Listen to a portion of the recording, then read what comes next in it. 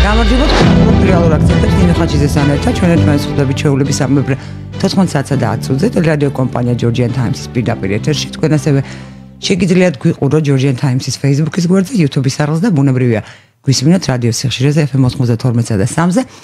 დღეს გადაცემის პირველი ნაწილის სტუმარი არის ბონდო მძინარაშვილი, ჩემი კოლეგა.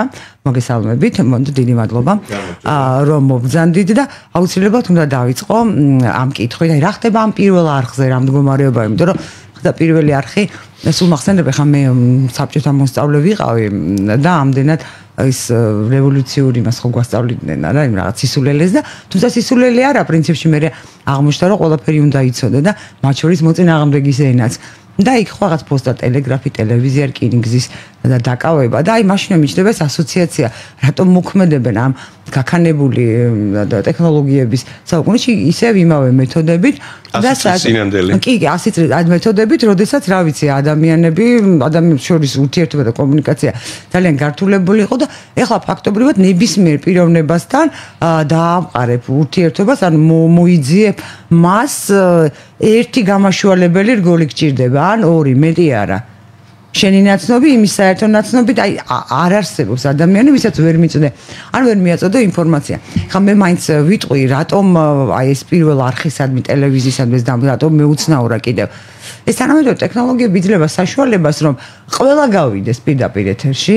ამისთვის უამრავი პლატფორმა არსებობს, უამრავი პლატფორმა შეგიძლია იყოს ქუჩაში, შეგიძლია არის ნებისმიერ შენობაში, არ აქვს მნიშვნელობა, თავარია გქონდეს ტელეფონი, თუ არა ვიღაცა გათხოვებს. და პრობლემა არ არის. ამდენად ძალიან მეუცნაურება, იმიტომ რომ აი ესეთი ჩამორჩენილი მეთოდები ჩვენ ხო ვითარდებით, ტექნოლოგიები ვითარდება და უნდა იყოს ტექნოლოგიურად დახვეწილი. თუმცა ცენზურის მხარე ტექნოლოგიურად დახვეწილი არის. იგივე ვთქვათ სოციალურ ქსელ Facebook-შიც რაღაც არ მოწონს იმ ჯგუფს, რომელიც ვთქვათ ამას აკონტროლებს და შემდეგ აღმოჩნდება რომ უნდა იდავო. თუმცა დავის შემდეგ რა თქმა უნდა პრობლემა არ არის ხოლმე, მაგრამ ის რამდენიმე დღე ან რაღაც პერიოდი ხარ ამოვარდნილი. ხა მე ამას არ ვამბობ, ამას ამბობს ილონ მასკის, ამბობს ძალიან ხშირად ვიმოწმებ ხოლმე. ილონ მასკიც ამბობს და მას რატომღაც არავინ არ ერჩის, არა? და რაღაცნაირად შეიძლება დანარჩენებს ერჩოდნენ. აქედან გამომდინარე, აი ეს როგორ ხსნით დაუშვათ თქვენ აი ამ საზოგადოებრივ მაუწყებელზე აი ასეთ მოთხოვნას და რა პროცესები მიმდინარეობს ან შიგნით ან გარეთ ან რა უნდათ ან თქვენ როგორ მუშაობთ. რა კი თქვენ საინფორმაციო საზოგადოება ახსენეთ, მეც მაგ თემით დავიწყებ და ვიტყვი რომ საქართველოში სამწუხაროდ ჩვენ ინდუსტრია მოусპეთ და გავანადგურეთ ისე რომ საქართველოში ინდუსტრიული საზოგადოება ვერ შედგა. მე გულისხმობ 90-იანი წლების დასაწყის, როდესაც თითქოს იმ დროისთვის ჩვენი ინდუსტრიის პატრონები, საქართველოში არსებული საბჭოთა პერიოდში შექმნილი ინდუსტრიის პატრონები თითქოს უნდა ჩამოყალიბებული ვიყავით ინდუსტრიულ საზოგადოებად. ვერ შევძელით ეს, ვერ ჩამოყალიბდით. თქვენ იცით რომ იგივე თქვათ 80-იან წლებამდე და 80-იან წლებშიც ძალიან ცოტა იყო უზრუნველყოფილი ოჯახი და რაც ძალიან მნიშვნელოვანია, იგივე თქვა ტელევიზორი ან მაცივარი საქართველოს ნახევარს არ ქონდა. ეს ხო არის ის რომ საბრეწველო თქვა გიგანტების გამოშვებული პროდუქციის მომხმარებელი არ იყავ. და ამ შემთხვევაშიც თუ გადმოვიტანთ ამას საინფორმაციო საზოგადოებაზე, მიუხედავად იმისა, რომ ეს ალმონდის და ვერბას თეორია საინფორმაციო საზოგადოების ჩამოყალიბების შესახებ 60-იან წლებში ჯერ კიდევ იაპონიიდან წამოსული ეს იდეა შეერთებულ შტატებში თავდაცვის პენტაგონისთვის შექმნილი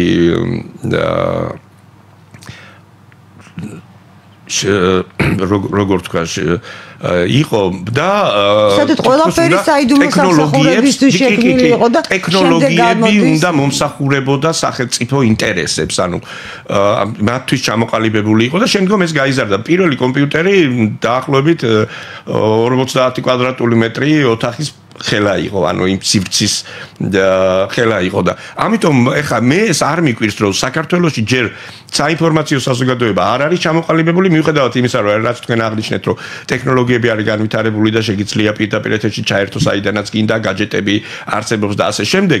ძირითადი მომხმარებელი მაინც საქართველოში არის ტელევიზიის მომხმარებელი ადამიანი. მაგალითად, როდესაც მოვიდნენ საზოგადოებრივ მაუწყებელში და გამოთქვამდნენ პრეტენზიებს, აცხადებდნენ იმას, რომ ყველასთან გვინდა მივიდეს ჩვენი აზრი. ანუ პირველ არხს და აქვს დაფარვა მთელი ქვეყნის მასშტაბით. მათ იციან, რომ მიუხედავად იმისა, რომ პროპაგანდის საშუალებები აქვთ ტელევიზიების სახით, მათ მაინც არ უყურებს ყველა და ყველა უყურებს პირველ არხს. და პირველ არხს ყველა უყურებს არა იმიტომ, რომ ეს საზოგადოებრივი მაუწყებელია, არა იმიტომ, რომ ის ბიუჯეტიდან დაფინანსებას იღებს და ასე შემდეგ, ჩემი ფულით ფინანსდება და რაღაცას აბსოლუტურად არასწორ მიდგომებს, რომ დავუშვათ 1,100,000 ადამიანის ფულით არ ფინანსდება? მარტო იმ 50 ადამიანის ფულით ფინანსდება, რომლებიც მოვარდნენ საზოგადოებრივ მაუწყებელთან სხვადასხვა ტელევიზიების თანამშრომლები, რომლებიც ან ფეხი აიდგეს საზოგადოებრივ მაუწყებელში, ან მუშაობდნენ გარკვეული წლების განმავლობაში საზოგადოებრივ მაუწყებელში. და სხვების ფულით არ ფინანსდება, მარტო ამათი ფულით ფინანსდება საზოგადოებრივი მაუწყებელი. რაში აქვს ამისთან ამდენი სახელმწიფო ბიუჯეტში, რომ მათზე ყოფილა დამოკიდებული საზოგადოებრივი მაუწყებლის არსებობა. ტყუილია ეს, მაგრამ მათ იციან, რომ საზოგადოებრივ მაუწყებელს ძალიან ბევრი ადამიანი, მშვიდი, გონიერი, გაწონასწორებული ადამიანი უწვენს და უყურებს. მაგრამ უყურეთ და ამ მშვიდ და გაწონასწორებულ ადამიანს აი ემოციურ ეს პირველ ხანს მაინც სასწაული იყო, რაც ხდებოდა. არა, არ არის პრობლემა, ნინო. როგორ არა, ეს რა თქმა უნდა პრობლემა არა ვერ დაგეთანხმებით ბონდო. პრობლემა იცით რატომ არის ჩემი აზრით. ჩვენ ახლა ვუყურებთ აი ახალგაზრდების ქცევას, ხო, მოქმედებას. თავი დავანებოთ, ისინი გულწრფელები არიან, ვიღაცამ თქვათ დაატრენინგა, ამას არ აქვს მნიშვნელობა. ბოლო წლების განმავლობაში ფაქტობრივად მთელი დამოუკიდებლობის აღდგენის პერიოდის განმავლობაში, მაგრამ განსაკუთრებით თქვათ ბოლო 20-15 წლის განმავლობაში ეს ახალგაზრდები, რომლებიც მაშინ იყვნენ ბავშვები, უკაცრავად უყურებდნენ, როგორ იქცევიან პოლიტიკოსები.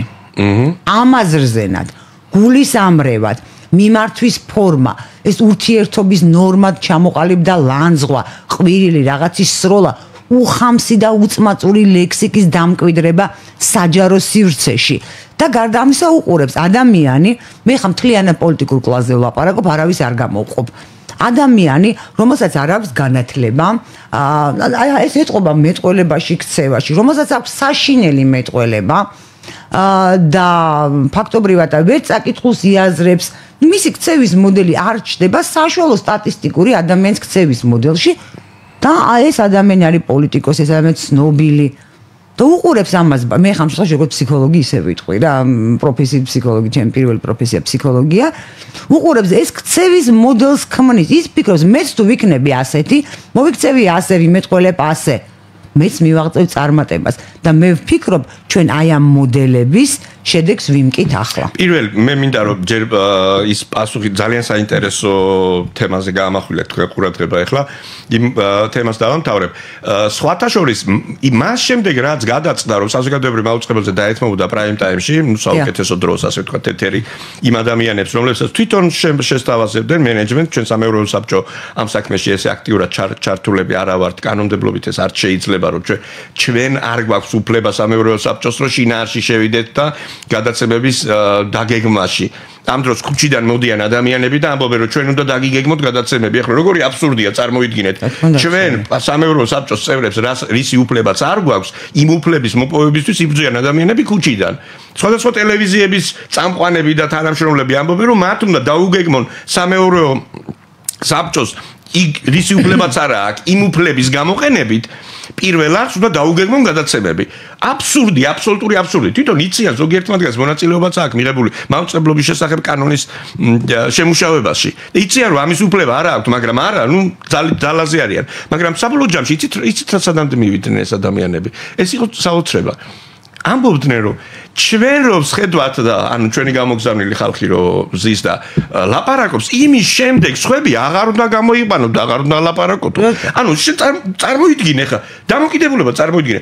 ვისაც მიგზავნი გამომყავს, მაგრამ მე არ მაქვს უფლება რომ იმის შემდეგ სხვასაც გამოვატკვევინო აზრი, იმიტომ რომ ისინი ამბობენ რომ ამით ხდება ჩვენი მოსაზრებების გადაფარვა. მერე ერთმანეთს დაწყეს და ჭუბი დაიწყეს სოციალურ ქსელში, რომ ის მაშინ ისეთები გაუშვით, ვის მოსაზრებასაც ვერ გადაფარავს ვერავინო. ეს როგორ შეიძლება ანუ თვითონაც მიხვდნენ რომ აბსურდს ითხოვდნენ რომ სხვა მაგარ გამოთქვა სასწრაფო მარტო ამათმა უნდა ილაპარაკონ და ასე ამ კოშმარში უნდა დაიძინოს აპოკალიფტურ სურათს რომ დაუხატავს ვიღაცა უკაცრავად პასუხია დეგენერატი იმით უნდა დაიძინოს ადამიანმა რომ მშვიდად იძინოს მთელი ღამე მაგრამ მათი მიზანი ხო ეს არის სწორედ რომ დაზაფრონ მთელი ქვეყანა ეხლა მეორე საკითხი რაზეც თქვენ გაამახვილეთ ყურადღება მე თვითონ მონაწილეობდი საპროტესტო აქციებში 17-18 წლის ვიყავი მე მართლა ბავშვი ვიყავი ეხლა ამათგან 25-35 წლის კაცებზე და ქალებზე ამბობენ ბავშვები არიანო რა ვიცი 35 წლის კაცი ბავშვია ისე 15 წლისაა ბავშვი ჯერ კი მოზარდია ისიც აღარ არის ბავშვი 35 წლის კაცი ამბობენ რომ ბავშვია დედამისისთვის და მამამისისთვის ბავშვია მაგრამ როგორ მის ასაკს რო გაიგებ როგორ ღაა ბავშვი კაცო მაშინ ესე იგი 80 წლის ქალი გოგო ყოფილა ესე თქვენ მაშინ გოგოები გამოვიდნენ რომ ბებიების მარშს რო აწყობდნენ გოგოშკების მარში დაერქვიათ მაშინ იმისთვის ხო აბსოლუტურად არეულია ყველაფერი მე ვფიქრობ რომ ბოლო 15 წელი თქვენ რო ახსენეთ მიზეზი არის რა ადრე სკოლაში იყო სრული პასუხი მეუბნებოდნენ ანუ კი იყო პასუხი უნდა გაგვეცა სრულად უნდა გაგვემეორებინა კითხვას ჩამოყალიბებული წინადადება და უნდა პასუხი გაგვეცა სრულად მეორე იყო დიქტანტი, ანუ კარნახით წერა. ზეპირი წერაც ქონდა. მეორე კლასში სხვათა შორის გამახსენდა. კარნახით წერა, იყო ზეპირი წერა, იყო წაკითხulis გადმოწერა. კი ბატონო. ანუ ეს იყო რა? პირიდან პირში გამეორება, იყო ყურიდან უნდა გადმოეცა და თვალი, ანუ წაიკითხე, დაწერე. მოისმინე, დაწერე. მონაწილეობას. თქვა, გაიმეორე. ეს აყალიბებს ადამიანის აზროვნებას. და ჩვენთან ეს აღარ არის. კი არა. ადამიანები ვერ გამოთქვამენ თავიანთ მოსაზრებას, არ შეუძლიათ აზრის ჩამოყალიბება და მთელ ქვეყანას ასწავლიან ჭკუას. აი წარმოიდგინეთ რა უბედურ დღეში ვართ მართლა. მე როდესაც ვლაპარაკობდი განათლების სისტემაში არსებულ უამრავ პრობლემაზე, წლების განმავლობაში, როდესაც ჩემ გადაცემებში ვამახვილებდი ამაზე ყურადღებას, ამიტომ ვამახვილებდი. მან არის ორი საკითხი. ერთი იმისთვის, რომ წაკითხulis გააზრება შეძლოს, არის განათლების ნაწილი და მეორე არის კვების ნაწილი. კი, კვების ნაწილი ძალიან ამას აქვს ძალიან დიდი მნიშვნელობა. ბატონი შოთა ჩხეიძე ჩემთან არაერთხელ პროფესორი, არაერთხელ უსაუბრია მას ამის თაობაზე და მუდმივად ამახვილებდა ყურადღებას რომ არ შეიძლება მშიერი ბავშვი მშიერი მიდიოდეს სკოლაში არ შეიძლება ბავშვი შიოდეს სკოლაში და მან სწორად აღიქვას ის რასაც აძლევენ და არა მარტო შიოდეს არამედ არ იყოს დაკმაყოფილებული ამ აუცილებელი ვიტამინები და მინერალები ეგ მეორე საკითხია რომელიც ამას ემატება ანუ აუცილებელი რაც უნდა მიიღოს სილები ცხიმები ნახშირწყლები ეს ყველაფერი არ შეიძლება სხვანაირად გონებრივად ვერ განვითარდება სხვათა შორის არ ვიცი მე საქართველოში იციან თუ არა პირველი მსოფლიო ომის დროს პირველი მსოფლიო ომის დროს ინგლისში აღმოაჩინეს აი უცბად აღმოაჩინეს რომ ფიზიკურად მოუმზადებლები იყვნენ ახალგაზრდები რომლებიც ფრონტის ხაზზე უნდა გაეგზავნათ საბრძოლველად და გონებრივადაც არ იყვნენ განვითარებულები ანუ ჩამორჩებოდნენ რომ ეგონათ სამეფო კარზე ინგლისის სამეფო კარზე რომ ყველაფერი ნორმალურად არის აღმოჩნდა რომ ყველაფერი ნორმალურად არ ყოფილა და დაიწყეს რევიზია, შემოწმება, რა ხდებოდა საგრაფოებში, რა ხდებოდა რეგიონებში და როგორ უნდა გამოესწორებინათ ეს მდგომარეობა. 1914 წლიდან ჩვენ 1991 წლიდან დამოუკიდებლობის მოპოვების შემდეგ უკან და უკან მიდის ყველაფერი. უკან მიდის. მე არ ვიცი რამდენი წელი შეიძლება დაგჭირდეს ჩვენ ამ მდგომარეობის გამოსასწორებლად და თქვენ მეკითხებით საინფორმაციო საზოგადოებაზე, гаджеტების გამოყენებაზე. ჩვენ ხო ხედავთ TikTok-ში რა ხდება, гаджеტებს რისთვის იყენებენ? უფროსი ასაკის ადამიანებიც, რომლებიც რეალურად 50-60 წლის ქალები არიან და გოგოშკობენ, საზიზღრობებს წერენ და ასევე ვხედავთ ბავშვები როგორ იგინებიან უწმაწური სიტყვებით, მართლა მოზარდები, ყმაწვილები რომლებიც სხვანაირად უნდა აზროვნებდნენ და მართლა ეხა თუ ევროპას ითხოვდა ევროპული აზროვნება გინდა ევროპა არ არის ის რასაც მე ვუყურებ რა ეგ არის ევროპა ასეთი ევროპა გვინდა ჩვენ ამათ უნდა შეგვიყვანონ ევროპაში ამ უწმაწური სიტყვებით და ლანძღვაგინებით ეს ხო აბსოლუტურად არასწორია და კიდევ ერთი საკითხი რომელიც არის ძალიან მნიშვნელოვანი ეს არის საპროტესტო აქციები თქვენ გაამახვილეთ ყურადღება ადრენდელ აქციებთან მე მონაწილეობდი კიდევ ვიმეორებ მე მონაწილეობდი ამ აქციაში. ამას მე უბრალოდ ისე სიტყვაზე მენდებ თქო, ამას კი არ ვამბობ. ამისი ვიდეო კადრები არსებობს. 88 წლის ნოემბრის იმშილობის დროს ჩემი კადრი არსებობს, კადრი რომელშიც მარტო ჩემი კადრი კი არ არის. აქ დგას ზვიად გამსახურდია, აქ დგას მერაბ კოსტავა, აქ დგას გია ჭანტურია, აქ დგას თემურ ქორიძე. აი ასე მე მიხაროდა იმ ხალხთან ერთად. ხო, ჩვენ იმ სურათ ხატიდან ვერ გამოვედით, რომ ეს არა, უყურე, მე მიხაროდა ამ ხალხთან ერთად ყოფნა, რაღაც ახალი პროცესის მონაწილე ვიყავ. რა თქმა უნდა, ძალიან ბევრი რამე არ როგორი ხმა ქონდა რასას. ხო, რა თქმა უნდა, ძალიან ბევრი რამე არ მესმოდა. როგორ შეიძლება ხა 7 წლის ბავშვს გააზრებული ქონოდა ყველაფერი, მაგრამ მე აი ამ პროცესის მონაწილე რო ვიყავი, გახარებული ვიყავი. მე ამ ადამიანებთან კიდევ ერთხელ ვიმეორებ, სადღაც შორიდან 200 მეტრიდან კი არ უყურებდი ამ ადამიანებს, მათ გვერდით ვიდექი. ერთი უწმაწული სიტყვა არ მსმენია. აი ერთმანეთს რო გადაულაპარაკონ მაინც რაღაც აი ესეთი კულტურული მოსაუბრეები, როგორიც იყვნენ გამსახურდია, როგორიც იყო კოსტავა, როგორიც იყო ქორიძე, არ ვიცი, მე ასეთი რამე იმის შემდეგ რა დაემართა ამ ქვეყანას. და ეს ყირილი და ეს ლანძღვა ჯერ ეს ჩვენ ხო ნახეთ 2007 წელს იყო ბადრის რაო რო უყიროდნენ ეს რასველები. ეხლა გადმოიტანეს ამ აქციებზე. ამ აქციებზე გადმოიტანეს. ეს როგორ შეიძლება პოლიტიკოსების მოსაწონი იყოს? ამ აქციების საპირისპირო ვინც არის ისინიც იმეორებენ შემდეგ და ეს რაღაცა ძალიან მძიმე სურათი. ანუ საბოლოო ჯამში ჩვენ ხედავთ რომ ქვეყანაში ელემენტარული კულტურა არის კატასტროფულ მდგომარეობაში. ელემენტარული კულტურა და ხშირად პოლიტიკურ კულტურას უწოდებენ ამ ეთიკის ნორმებს და ეს საერთოდ არ ესმით რომ პოლიტიკური კულტურა სხვა რა პოლიტიკური კულტურა ის არის არჩევნებში რომ წააგებ და რო აღიარებ მოწინააღმდეგის გამარჯვებას. მე რო თანამშრომლობ და თანამშრომლობის ფორმატებზე რო შეთანხმდებით. ეს არის პოლიტიკური კულტურა. სხვათა შორის რო იცოდეს ძალიან ბევრმა არც პარლამენტარმა და პოლიტიკოსმა არ იცის ეს ამბავი. პოლიტიკურ კულტურას ეძახიან ერთმანეთს რო აგინებენ პოლიტიკური კულტურას უწუნებენ ერთმანეთს და მასშტაბია სხვა აბსოლუტურად პროცესია პოლიტიკური კულტურა და არა ერთმანეთის მიმართ აგდებული დამოკიდებულება ან შეურაცხყოფის მიყენება და ეს ადამიანები ამბობენ რომ ჩვენ არაფერს შუაში ვარდო ხალხი გამოდის თვითდინებითო ანუ ნინო წარმოვიდგინოთ ხალხს აქვს პოლიტიკური არჩევნების დამარხვა არის პოლიტიკური მოთხოვნა და ამბობენ რომ პოლიტიკოსები არაფერ შუაში ვარდო. ვინ უნდა მიიღოს მონაწილეობა ამ არჩევნებში? ხალხმა. იმ ხალხმა, ოღონდ როგორც ამომრჩეველმა. მაგრამ ვინ უნდა აირჩიოს? ეს პოლიტიკოსები, ხო? პოლიტიკოსები ამბობენ ჩვენ არაფერ შუაში ვართ. მიდიან იქ დაფიქსირდებიან ამ დროს დამერწმუნეთ. მეზობლების მარში, ბიძაშვილების მარში, ბებიების მარში მამიდაშვილების მარში ამ ექიმების მარში ამის არ ვიცი არა ეს ვიღაცა გაიხმრა კიდევ კარგი და ასე შემდეგ ეს სხვადასხვა მარშებია სინამდვილეში ვინ არიან ეს ადამიანები ამ 4 პარტიის აქტივისტები ამ 4 პარტიის წევრები ამ 4 პარტიის დამკვირვებლები რომლებიც არჩევნებში მონაწილეობდნენ. ესენი ვისათხოვებენ კაცო. რა არ შეიძლება რომ ადამიანი იყოს გურული, ადამიანი იყოს პარტიის წევრი, ან დამკვირვებელი, ადამიანი ამავდროულად იყოს мама, ან ბაბუა, ან ორივე ერთად, ან დედა, ან ბებია, ან ორივე ერთად, ან კალათბურთის გულშემატკივარი, ან ძაღლის პატრონი. ვისათხოვებენ ესენი. ერთი და იგივე ხალხი არაო, ჩვენო ერთი და იგივე ხალხი არა ვართ. კაცო, როგორ არ ახართ ერთი და იგივე? ლელოს თანამშრომელმა, ლელოს პარტიის ლიდერმა და პარტიული სიის წევრმა, ყაბალახი რო დაიფარა და მოიხვია თავზე. რა მარტო გურულია და აღარ არის ლელოელი?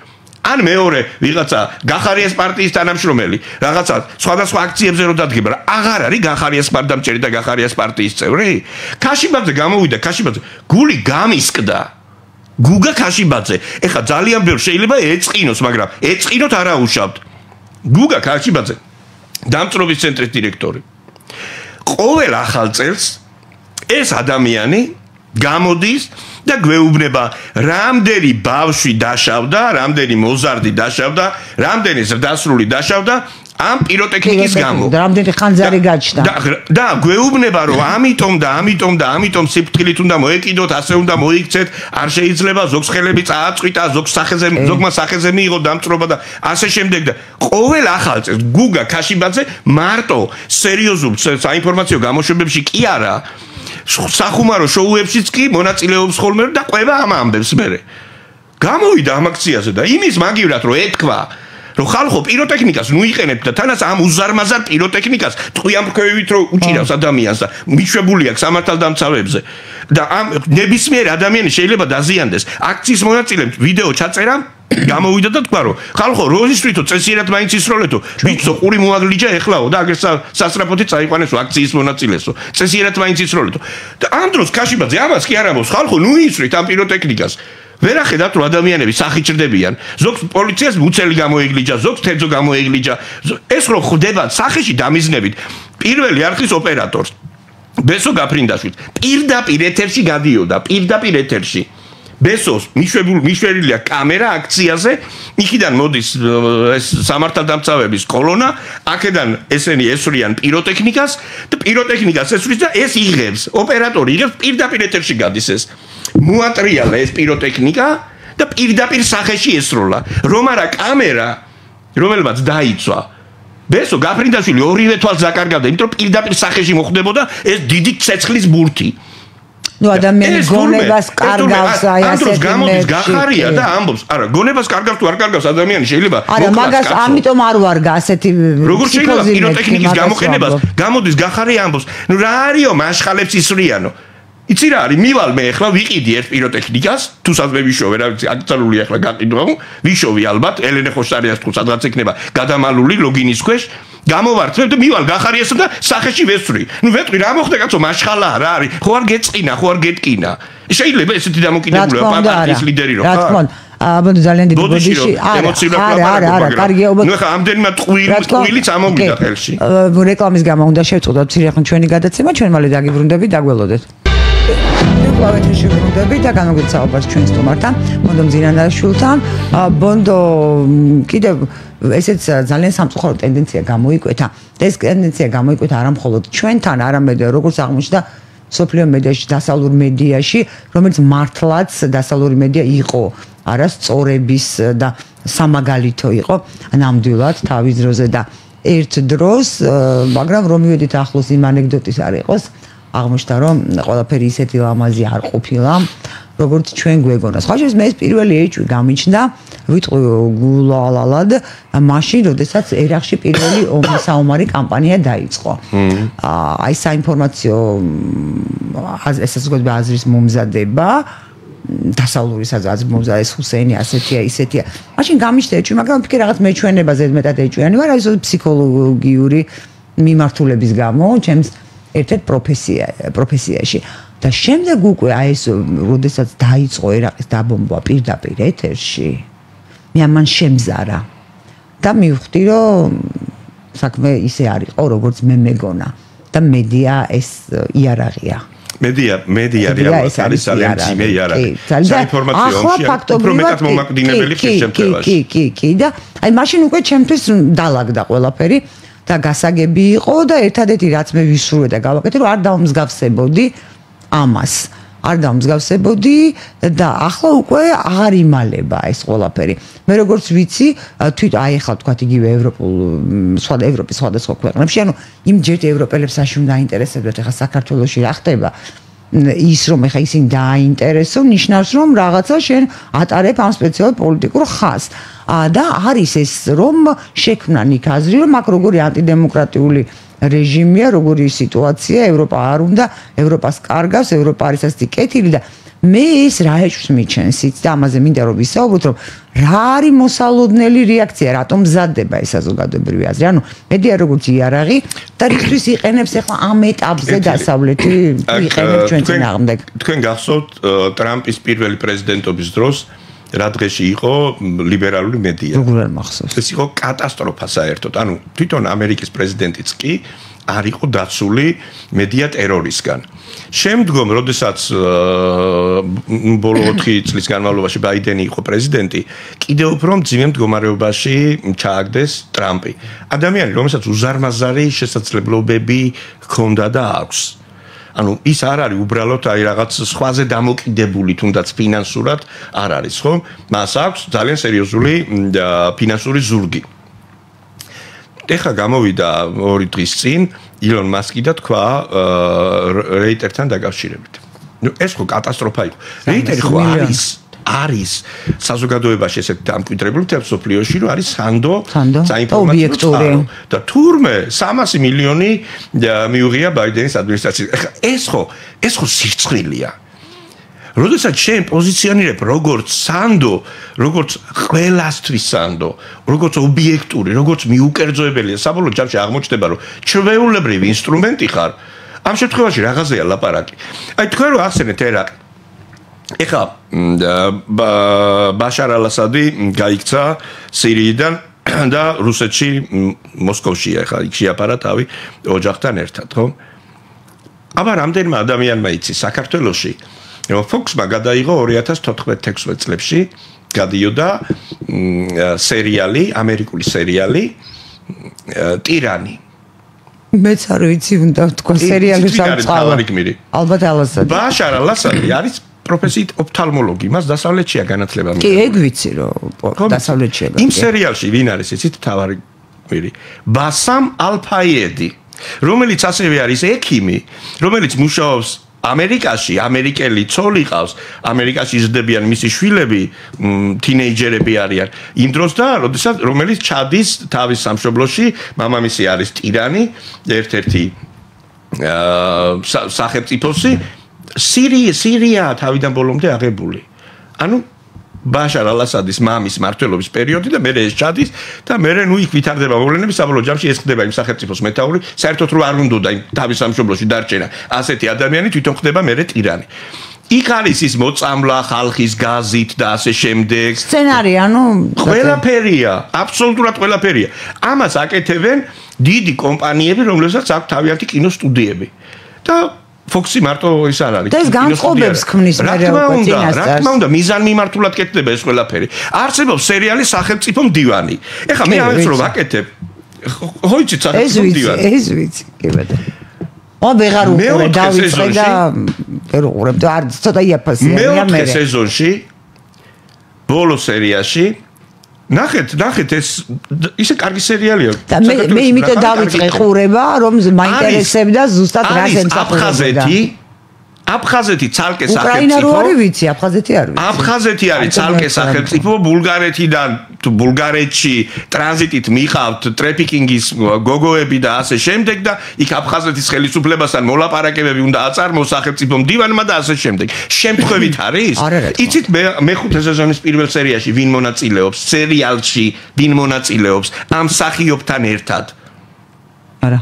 სამი სახელმწიფო მდივანი, კოლინ პაუელი ჰილარი კლინტონი და მადლენ ოლბრაიტი სამი სახელმწიფო მდივანი რეალური სახელმწიფო მდივანები მიდიან ამასთან სახელმწიფო მდივნის ოფისში ამ ქალთან ლაპარაკობთ რომ ფილმში რომ სახელმწიფო მდივანია იმასთან და რაღაც საკითხებთან დაკავშირებით და მადლენ ოლბრაიტი რამდენიმე სერიაში კიდევ ჩნდება როდესაც ის თქვა რაღაც რჩევებს და გავაგრძელო ყურება მეორე სეზონზე და ეს რა შემთხვევით ხდება არა ეს არის ძალიან ისეთი მკაფიო ფსიქოლოგიური მეთოდი იმიტომ რომ შემდეგ უკვე რეალობის განცდა ჩნდება და ეს გონია მაყურებელს რომ ეს ნამდვილი ამბავია. კი, ამიტომ, როდესაც ჩვენ უყურებთ ტელევიზორს და გადაცემებს, უნდა აუცილებლად მოვეკიდოთ ამას სიფრთხილით. ნინო, თქვენ და მე ეს არ გვემუქრება. იმდენი წელი ვმუშაობ ჟურნალისტიკაში, რომ ჩემზე არანაირი პროპაგანდა აღარ მოქმედებს. აბსოლუტურად არანაირი, მაგრამ ძალიან ღიზიანდები, როდესაც ხედავ, რომ გადაცემას უძღვება წამყვანი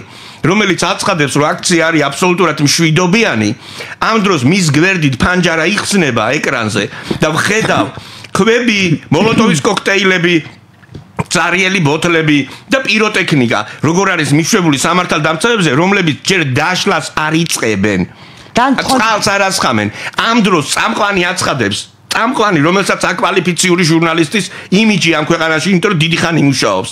ხომ კვალიფიციურია თუ არა, ეგ სხვა ამბავია, მაგრამ თვითონ ხო გონია რომ კვალიფიციურია. ამბობს რომ ეს არის მშვიდობიანი აქცია. ამ დროს აცხადებს რომ ეხლა ჩვენ ჩაგვერთვება ვიღაცა, არა აქვს მნიშვნელობა ნანუკა თუ მანუკა და ის ნანუკა თუ მანუკა ამბობს რომ მშვიდობიანი აქციის მონაწილეები და ეს ვერ ხედავს, იმიტომ რომ ეს ხო იქ არის ადგილზე. ამ დროს მე ეკრანზე ვხედავ ფანჯარაში რომ ესვრიან პიროტექნიკას. ეს ხო ტყუილია. მაგრამ იქ მე მეუბნები რომ ეს არის მშვიდობიანი და ამ დროს ოპერატორი პირდაპირ ეთერში მაჩვენებს რომ ეს აქცია არ არის მშვიდობიანი. მექანიზმს ფსიქოლოგიურად ეს რა გათვლა, იმიტომ რომ ადამიანი შეიძლება არ იჯდეს და არ უყურებდეს, ტელევიზორი ქონდეს ჩართული, ის დადიოდეს, ამ დროს ეწყვის ვიღაც თუ შეამოწეს ობიექტურად მე ვაჩვენებ, ვაშუქებ, არის კადრები არის, მაგრამ ადამიანი ხო არ უყურებს, უმეტესობა ნახევარზე მეტი უსმენს. და ის იმახსოვრებს იმას რომ აქცია მშვიდობიანია, რადიოთი. ეხლა უყურეთ ჩვენ რას ვიგებთ 28-ში, 29-ში, 30-ში, პირველში, 2-ში, 3-ში. ხო იყო ეს აქციები. და ჩვენ ხო მე უკვე მქონდა ბოლოდინი რომ 12 საათზე დაიწყება ამ აქციის მონაწილეების მხრიდან შეტევა, ისინი 2 საათი მოითმენენ, სულ უყურებდი ნინო ტელეფონში, ტაბში, ტაბლეტში, ლეპტოპში და ტელევიზორში. წარმოიდგინე, ყველა არხს უყურებდი. პირდაპირ ეთერის რეჟიმში მქონდა ყველა ჩართული და მონიტორინგს ვაკეთებდი. ასე გამოდის, ხო? პლუს სოციალურ ქსელებს მუდმივად თვალყურს ვადევნებდი. ტყუილები მედია პირდაპირ იტყუებოდა. ზუსტად ვიცოდი 12-ზე შეტევა დაიწყებოდა მომიტინგეების მხრიდან, 2-ზე შემოუტევდა განსაკუთრებულ დავალებათა დეპარტამენტი, პოლიცია, ყოველ ღამე. და ამას ეძახდნენ მშვიდობიანი აქცია, როგორ დააშალეს ბავშვები, მშვიდობიანია ბავშვები, ვიცი აკვანში. ბებია რო არ წევს. ბავშვები არ დადიან საპროტესტო აქციებზე ამხელა პიროტექნიკით. არ დადიან. და სახშიც არ შეიძლება ბავშვს ხელში მიაწოდო პიროტექნიკა, რომლიდანაც 30 ის ამოვარდება ცეცხლის ბურთი. ეს ხო ყველა მიცის. არა, ესენი მიზანმიმართულად ატყუებენ. დღეს ამბობენ მშვიდობიანი აქციის მონაწილეები არიან დაპატიმრებულები. არა. ბოლო ერთი კვირა რატო არავინ არ არის დაპატიმრებული? მშვიდობიანი აქციები რო ტარდება, ბებიები, მამიდები, გერები, მულები, რა ვიცი, დედამთილები, მამამთილები, ვინც არიან, მამინაცვლები, დედინაცვლები, რატო არავის არ აპატიმრებენ? ჩვეულებრივად წამოვლენ ეს ადამიანები, რა ვიცი, ზოგი 8 საათზე იწყებს, ზოგი 9-ზე, ზოგი პირველიდან 2-მდე არის გაფიცვა. ვის ატყუებენ ეს ბიზნესმენები პირველიდან 2-მდე? ბანკებში და ყველგან არის შესვენებები. და დაარქვეს ამას რომ თელი სამსახურები იფიცებიან პირველიდან 2-მდე. რა თქმა უნდა, მიდის საჭმელად, ვის საკუთარ კუჩს არ გაეფიცება ადამიანი. და დაარქვეს ამას რომ ხალხი აი ნახეთ ყოველ დღე პირველიდან 2-მდე არის გაფიცვა. ვის ატყუებთ კაცო? ან საქართველოში ვის ატყუებთ, ან ევროპაში, ან ამერიკაში ვის ატყუებთ? დგანა ესეთი დებილები გონიათ ის ხალხი, ვის თქვენ დაფინანსებას გაძლევთ? და მეორე კიდე ამ დღეების განმავლობაში სულ გვეუბნებიან რომ როგორ შეიძლება მსახიობის დაპატიმრება, როგორ შეიძლება ხელოვანი, როგორ შეიძლება დამნაშავე იყოს. იცით ვინ იყვნენ 91-12 წლების შემოქმედები, სახელმწიფო გადატრიალების, ხელოვანები, 96 წლის ქალი, ეხლაც რო აქციებზე და ლანა ღოღობერიძე. ლევან ღოღობერიძის შვენიერი ქალიშვილი. მამამისმა რომ მთელი არისტოკრატია გაჟლიტა საქართველოში. და შემდგომ ზეჯინსკი არ არის მისი ბრალი, მაგრამ როცა 92 წლების გადატრიალებაში მონაწილეობა მიღებული, პასუხისმგებლობა არ აგიღია ამაზე. მერე იყავი მოქალაქეთა კავშირის საპარლამენტო უმრავლესობის ლიდერი. მერე სტრასბურგში გაგიშვეს ევროსაბჭოში ელჩად და თან იქ აცხადებდა ამ სოფელში როდემდე უნდა ვიყო. ჩოგოვაძე გააგდონ საფრანგეთიდან ელჩობიდან და მე უნდა გადავიდე პარიზში ელჩათო. მერე ჩამოვიდა აქ და ისევ დაიწყო ლექსების წერა, ფილმების გადაღება, ვითომც არაფერი. ვითომც არ დაიხოცა ხალხი 92 წელს. ვითომ 93 წელს სამოქალაქო ომთან არაფერი კავშირი არ ქონია. და დღეს იგივე ხალხი გამოდის ამას წინათ უსმენდი ლანა ღოღობერიძე. მეთქი ლანა ღოღობერიძე ლაპარაკობს. შევხედე ეკრანს და ზუსტად იგივე ხმა. შვილი უნდა დამსგავსებოდა, აბარა უნდა როგორად დედას უნდა დამსგავსებოდა. ზუსტად იგივე ტექსტები. რომელმა აიღო პასუხისმგებლობა ნინო? ჩვენ პატარა ბავშვები არა ვარ. ვინ აიღო იმ სახელმწიფო გადატრიალებაზე პასუხისმგებლობა? ვინ აიღო მამუკა ტერაშვილის მკვლელობაზე პასუხისმგებლობა? კი, მხედრიონელები და გვარდიელები ატერორებდნენ ქალაქს და ძალიან კარგად მახსოვს. არა, ვინ მისცანება? კომენდატურა, იდეოლოგიური საფუძვლები ვინ მოუმზადა? დღეს ამბობენ, როგორ შეიძლება ხელოვანი იყოს დამნაშავეში? კარგად შეიძლება. ხელოვანის ხელიდანაც შეიძლება გავარდეს ტყვია და გაისროლოს ლიმონკა. ხელოვანის ხელიდანაც შეიძლება, იმიტომ რომ ადამიანია ისიც. და გამოჩნდება სასამართლოზე ყველაფერი, ვინ არის დამნაშავე, ვინ რაშია დამნაშავე და ვიზერა კადრები არსებობს იქ, რა მტკიცებულებები არსებობს და ყველგან კამერები აყენია. ეხლა მთელი რუსთაველის პროსპექტზე.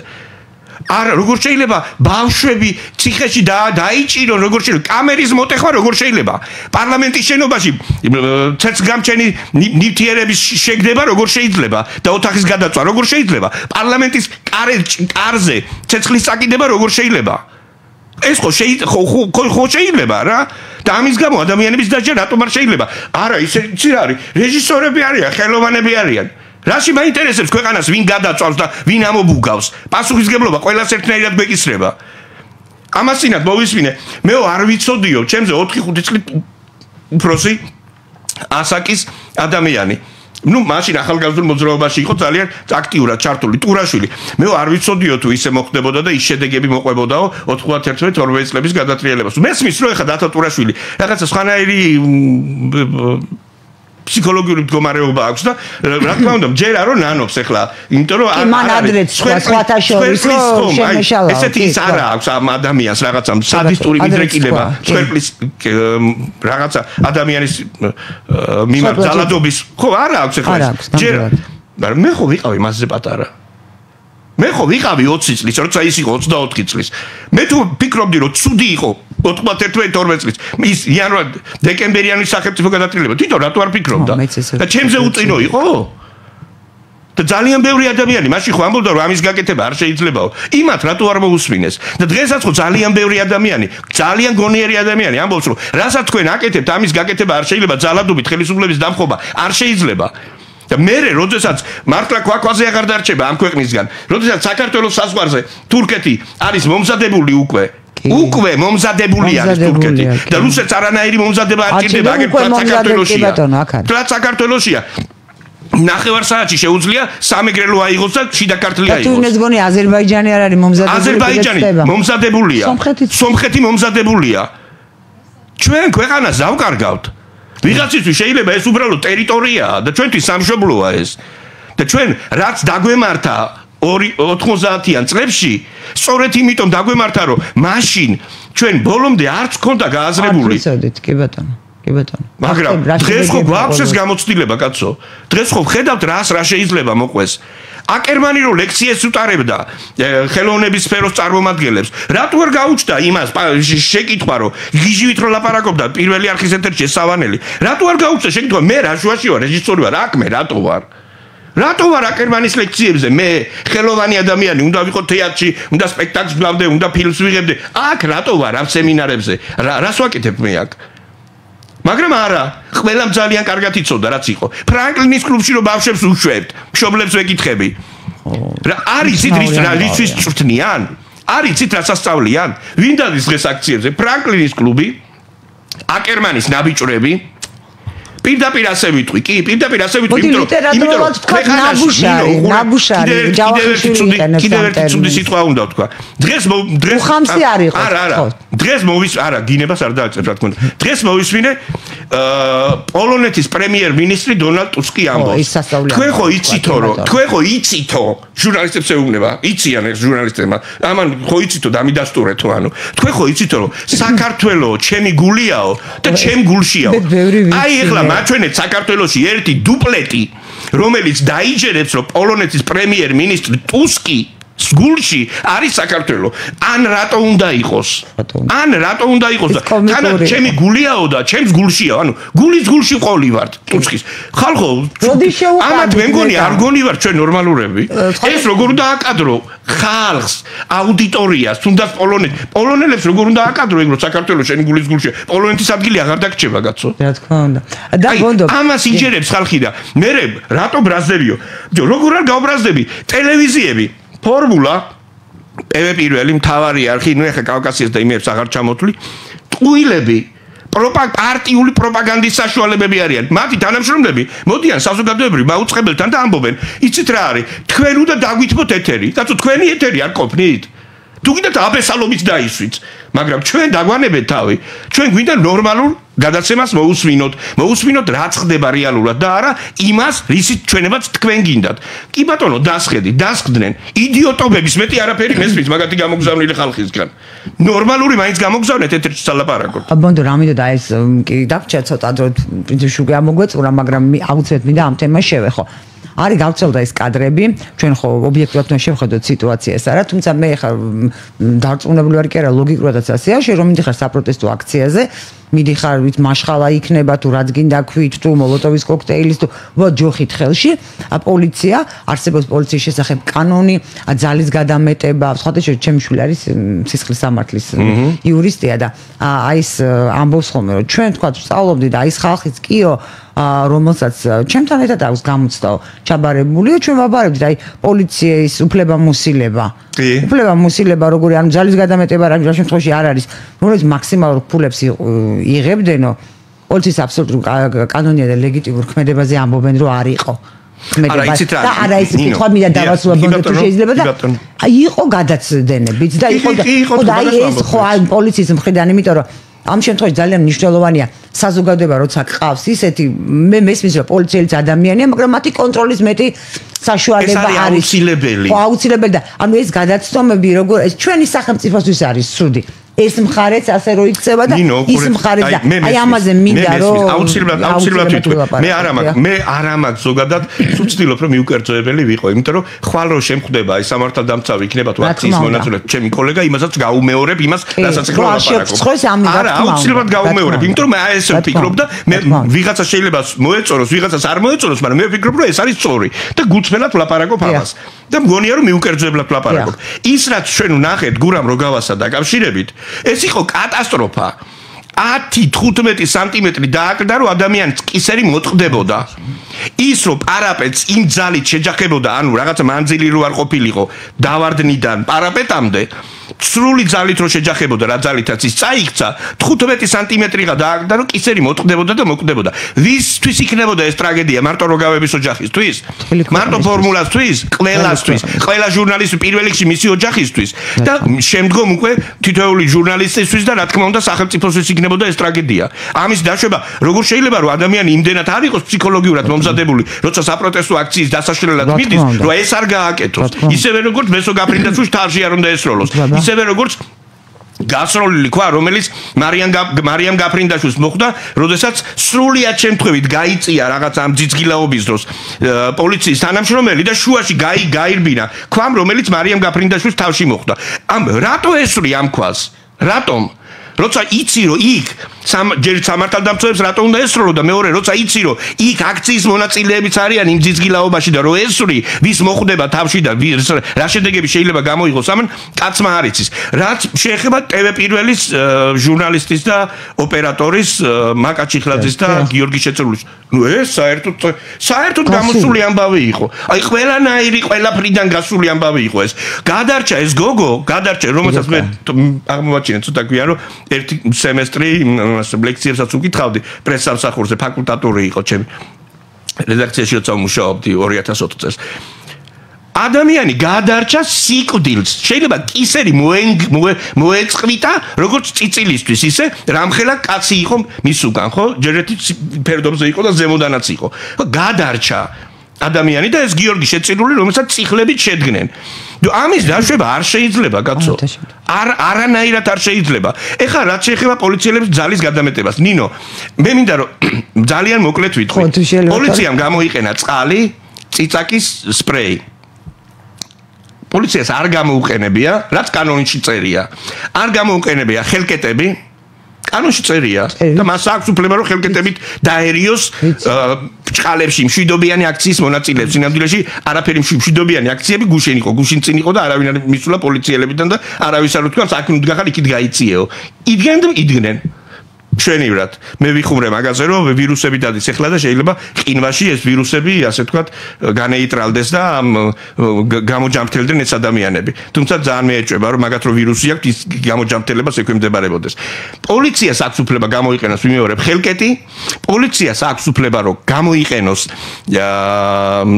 რეზინის ტყვიები კანონში წერია პოლიციას აქვს უფლება გამოიყენოს ელექტროშოკერები არ გამოუყენებია და გამოიყვანოს კინოლოგები რასაც ევროპაში ვხედავთ ჩვენ, როცა ძაღლებით მიეცევიან ხოლმე აქციის მონაწილეებს და კი, კანონში წერია ეს. არც ერთი ეს არ გამოუყენებია. რაზე გადაამეტა ძალას? აი კომპლექსურად, სისტემურად რო შევხედოთ, რა სად გადაამეტა პოლიციამ ძალას? რომ ესენი რო ესროდნენ 2 საათის განმავლობაში აგინებდნენ, ქვას ესროდნენ, ბოთს ესროდნენ. არა, ეს შემთხვევები რომ მოხდა, ხო აი ეს რამდენიმე ამაზე ლაპარაკი. ვინმეს შეუძლია თქვას, რომ ეხლა შინაგან საქმეთა მინისტრმა ან განსაკუთრებულ დავალებათა დეპარტამენტის თავმჯდომარემ გასაბრძანება, რომ ეხლა გურამ როგავას დაარტყით თავშიო და კისერი მოტეხეთო. არა, რა თქმა უნდა. არა, რა თქმა, ამიტომ აქ სისტემური დანაშაულის სახე ამას არ აქვს. ეს არის ფაქტი და ეს არის მნიშვნელოვანი, მაგრამ ამავდროულად ყველამ უნდა გავითვალისწინოთ, როდესაც სახელმწიფოს აქვს ლეგიტიმური უფლება ძალის გამოყენებაზე, რა თქმა უნდა, ვინ ძალას გადაამეტებს და თქვენ ამაზე გაამახვილეთ ყურადღება. ის უნდა დაისაჯოს აუცილებლად, მაგრამ ხელისუფლებას ლეგიტიმური ძალის გამოყენების ლეგიტიმური უფლება, იმიტომ აქვს, რომ ეს ძალა მან უნდა გამოიყენოს, როცა სახელმწიფო წყობილებას, ხელისუფლებას დაემუქრება საფრთხე. კონსტიტუციურ წყობილებას რო დაემუქრება საფრთხე. აბა რისთვის უნდა გამოიყენოს? და კიდევ ერთი ძალიან ვთხოვ ყველას, რომ ცოტა თავშეკავებულები იყვნენ, როდესაც ჩვენს განსაკუთრებულ დავალებათა დეპარტამენტის თანამშრომლებზე ლაპარაკობენ. გასაგებია, რომ ისინი ბრძანებას ასრულებენ და ასე შემდეგ. თქვენ უგონიათ, რომ თქვენ ახარ წამსვლელები მართლა მტერი რო შემოვიდეს ამ ქვეყანაში.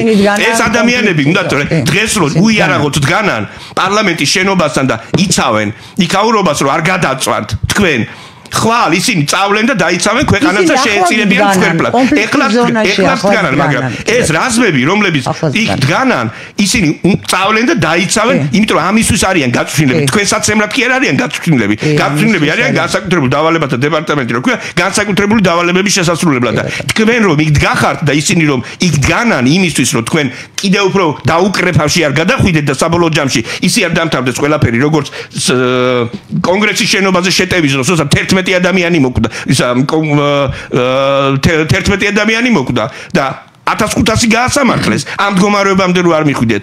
აი ამიტომ დგანან იქ და ძალიან ზომიერად იქცევიან ყოველ შემთხვევაში ამ ეტაპზე.